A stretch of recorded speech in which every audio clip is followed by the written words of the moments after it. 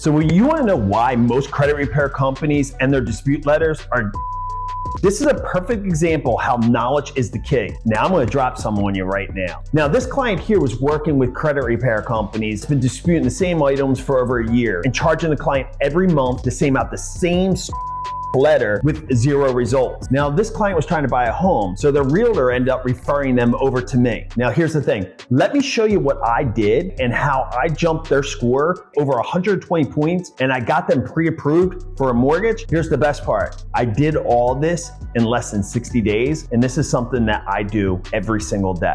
Follow me for part 2 and click the like, and tomorrow I'm going to show you exactly how I did this and I'm going to show you that actual credit report on how I broke it down and the difference between someone that, let's say, doesn't know what they're talking about and someone that has been in this industry for over 30 years and does this on a consistent day-to-day basis.